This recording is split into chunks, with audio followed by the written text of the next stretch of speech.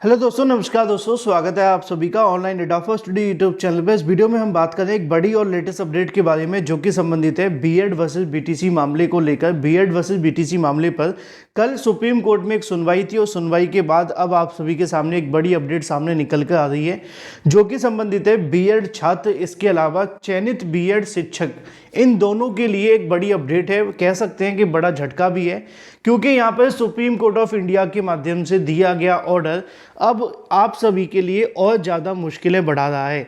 क्योंकि जब से 11 तारीख को ये ऑर्डर जारी हुआ है उसके बाद से लगातार मामले कोर्ट में जा रहे हैं। कोर्ट में जाने के बाद बीएड अभ्यर्थी इस मांग के लिए याचिका दाखिल करते हैं कि उनको कोई राहत मिले और उनको कहीं ना कहीं कोई बेनिफिट मिले। लेकिन अब जो हाल ही में दाखिल याचिका अर्नब घोष की, उसके माध्यम से जो ऑर्डर मिला है वो निश्चित तौर पे बीएड छात्रों के लिए और ज़्यादा मुश्किलें बढ़ा दी हैं। डिटेल में बात करते हैं। चैनल को सब्सक्राइब करके बेल आइकन को दबा लें और वीडियो को लाइक कर दें जिससे कि आपको रियल ऑथेंटिक जानकारी सबसे पहले मिलती रहे। अर्नब घोष एक वेस्ट बंगाल की कहीं ना कहीं अभ्यर्थी हैं जिनके माध्यम से याचिका दाखिल की गई थी। इस याचिका को पहले रजिस्ट्री के माध्यम से खारिज कर दिया गया था, लेकिन बावजूद इसके इन्होंने बार बार क्लैरिफिकेशन याचिका दाखिल की।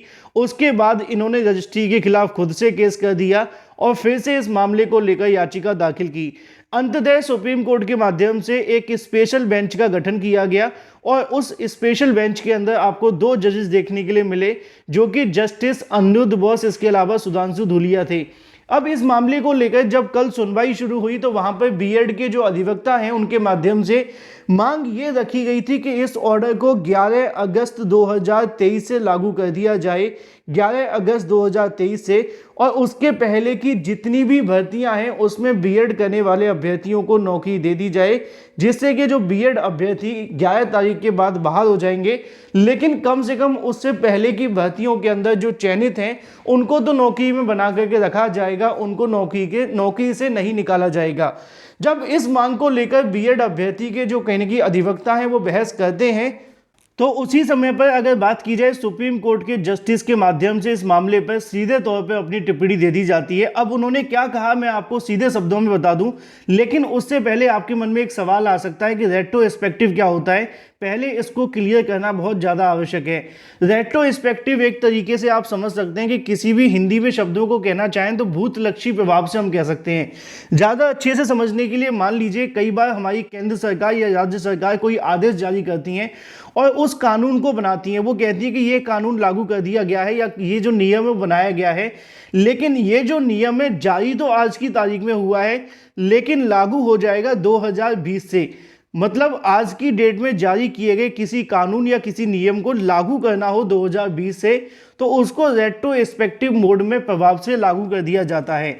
और ये कोई नया नहीं है। जब आप थोड़ा सा गूगल पे जाके करेंगे तो आपको बहुत सारे ऐसे आदेश मिल जाएंगे, चाहे वो केंद्र सरकार की हो या फिर राज्य सरकार के, वो समय समय पे ऐसे आदेश जारी करते रहते हैं और आज की तारीख में जारी किए गए आदेश को 3-4 साल या 2 साल पुराने समय से भी लागू कर देते हैं। तो इसको एक तरीके से रेट्रोस्पेक्टिव मोड में लागू किया जाता है। अब बीएड वर्सेस बीटीसी का मामला आप जानते हैं कि 28 जून 2018 को बीएड को प्राइमरी में सम्मिलित करने के लिए पहली बार नोटिफिकेशन जारी किया गया था। उस नोटिफिकेशन के आधार पर बीएड करने वाले अभ्यर्थी प्राइमरी में सम्मिलित हुए थे, लेकिन जो 11 अगस्त 2023 को सुप्रीम कोर्ट का फैसला जारी हुआ उसके अंदर कहीं पे भी ये बात नहीं लिखी हुई थी कि इस ऑर्डर को रेट्रोस्पेक्टिव मोड में लागू किया जाएगा। लेकिन जब कल की तारीख में सुनवाई होती है तो कल कुछ चीजें चेंज हो जाती हैं। कैसे, समझिए। अगर आपने कल सुनवाई की बहस सुनी होगी तो आपने बहुत कुछ चीजें पता कर ली होंगी। अगर नहीं सुनी तो मैं पूरा उसको हिंदी में आप सभी के लिए लेकर के आ चुका हूं क्योंकि वहां पे आवाज क्लियर नहीं थी, इसलिए थोड़ा समय लगता है। यहाँ पे अगर बात की जाए सुप्रीम कोर्ट में जब बीएड की तरफ से बहस देखने के लिए मिलती है तो अभिषेक मनु सिंघवी के माध्यम से बीएड का पक्ष रखते हुए उन्होंने कहा कि जो बीएड करने वाले अभ्यर्थी पुराने नोटिफिकेशन के आधार पर सिलेक्ट हुए हैं, इसलिए बीएड की नौकरी बचाने के लिए इसे पहले से लागू न करते हुए ऑर्डर की डेट से लागू कर दिया जाए, यानी कि इसको जिस दिन से ऑर्डर जारी हुआ था उस दिन से लागू कर दिया जाए। इस पर जस्टिस धूलिया सर के माध्यम से कहा जाता है कि जो बीएड को हम सिर्फ नौकरी के लिए नहीं रख सकते हैं, बच्चों को क्वालिटी एजुकेशन मिलनी चाहिए, जिसलिए बीएड को आगे नौकरी में हम नहीं समझते। तो इसको लेकर मैंने कल भी आपको बताया था कि उन्होंने आरटी एक्ट का हवाला दिया था जिसमें क्वालिटी एजुकेशन देने की बात की जाती है राइट टू एजुकेशन के तहत। और बीएड अभ्यर्थियों की पेडागोजिकल स्किल्स कंप्लीट नहीं है, इसलिए उनको प्राइमरी में बाहर निकाला गया सुप्रीम कोर्ट के माध्यम से। आगे इस पर प्रशांत भूषण सर के माध्यम से कहा जाता है कि कुछ सिलेक्ट बीएड कैंडिडेट ही नहीं बल्कि इनकी संख्या लाखों में है। 2010 से चयनित लाखों बीएडों की नौकरी खतरे में आ जाएगी। तो इस मामले को लेकर एक बार फिर से जजेस के माध्यम से जब पूछा गया था कि क्या 2010 से बीएड अभ्यर्थी नौकरी में, तो इस बात से बिल्कुल सहमति जताई गई, लेकिन इस मुद्दे को बहुत अच्छे तरीके से जो बीएड के अधिवक्ता है वो नहीं रख पाए थे। इस बात को कहने में कोई दोहराए नहीं है। आगे यहाँ पे आप सभी के सामने देखने के लिए मिलेगा कि धूलिया सर के माध्यम से कहा जाता है कि बच्चों को क्वालिटी एजुकेशन से मजाक नहीं करना चाहते, लेकिन हम उतने पहले के लोगों को छेड़ना भी नहीं चाहते। और आपकी इस बात को हमें कोई डिमांड और एप्लीकेशन हमारे सामने नहीं आई है, क्योंकि यहाँ पे 2010 की बात की गई थी, तो 2010 का तो कोई मामला ही नहीं है, क्योंकि 2010 वालों को निकालने के लिए कौन जाएगा। तो यहाँ पे अगर वो इस मामले को रखते हैं कि वर्तमान में निकालेगी 2018, 19 और 20 की भर्ती को लेकर, तो ज़्यादा चीज़ें क्लियर होती, लेकिन ऐसा नहीं हुआ। आगे लिखा हुआ है कि डीलेट की तरफ से मीनाक्षी अरोड़ा मैम की तरफ से बोला जाता है कि 2018 का नोटिफिकेशन रद्द हुआ है, इसलिए जब से नोटिफिकेशन ही नहीं तो किस आधार पर सिलेक्ट होने का दावा करते हैं। यानी कि 2018 का जो नोटिफिकेशन जिसके तहत बीएड अभ्यर्थी चयनित हुए थे, अब वो नोटिफिकेशन खत्म हो चुका है। आगे मनु सिंघवी के माध्यम से कहा जाता है कि बेज कोर्स करवाकर लाखों लाख चयनितों को नौकरी बचाई जा सकती है। और ये सबसे ज़्यादा डिमोटिवेट करने वाला पॉइंट है बीएड अभ्यर्थियों के लिए, क्योंकि जो जस्टिस धूलिया सर हैं वो बेज कोर्स को लेकर ज़्यादा सहमत नहीं है। उन पर उनके माध्यम से कहा गया कि धूलिया सर की तरफ से व्हाट इज़ बेज कोर्स, सिर्फ बेज कोर्स के आधार पर आप डीएलएड के बराबर नहीं आ सकते हैं, ऐसा कहा जस्टिस सुधांशु धूलिया जी के माध्यम से। उसके बाद बीएड के अधिवक्ता अभिषेक मनु सिंघवी, इसके अलावा प्रशांत भूषण ने अपनी याचिका पर लिबर्टी मांगकर वापस लेनी चाहिए, जिस पर डीएलएड के पक्षकारों ने जोरदार विरोध करके याचिका को खारिज करवा दिया, जो कि आपने ऑर्डर कल ही देख लिया और मैं आपको दिखा भी दूंगा।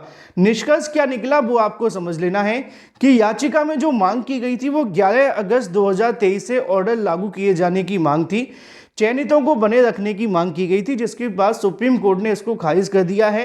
हालांकि सुप्रीम कोर्ट के माध्यम से ना तो अभी ये कहा गया कि ये ऑर्डर 11 तारीख से लागू होगा, ना ही उन्होंने इस बात को कहा है कि 2018 से लागू होगा। चूंकि इस याचिका में मांग जो रखी गई थी वो यही थी कि 11 तारीख से ऑर्डर को लागू कर दिया जाए और पुरानी भर्तियों को मान्य कर दिया जाए, तो जिस पर सुप्रीम कोर्ट ने इस मांग को नहीं माना है और 11 तारीख वाली मांग को न मानते हुए याचिका को खारिज कर दिया है। अब ये बात पूरे तरीके से स्पष्ट होगी ऑर्डर आ जाने के बाद से कि क्या ऑर्डर रेट्रोस्पेक्टिव प्रभाव से 28 जून 2018 से लागू होगा। अगर 2018 से लागू होता है तो इसके आधार पर जितनी भी शिक्षक भर्तियां हुई हैं उन सभी में उलटफेर हो जाएगा, क्योंकि कल की जो याचिका थी वो इसी बात के लिए पेयर की गई थी कि 11 अगस्त 2023 से इसको लागू किया जाए। हालांकि 2010 के मामले को लेकर जजेस ने साफ कह दिया था कि उससे हमारा कोई मतलब नहीं है, क्योंकि उस मुद्दे को लेकर हमारे पास कोई ना आई है और ना ही कोई ऐसी एप्लीकेशन दाखिल की गई है। लेकिन चूंकि जो मांग रखी गई थी वो 11 अगस्त 2023 की थी और उसको जस्टिस ने ठुकरा दिया है।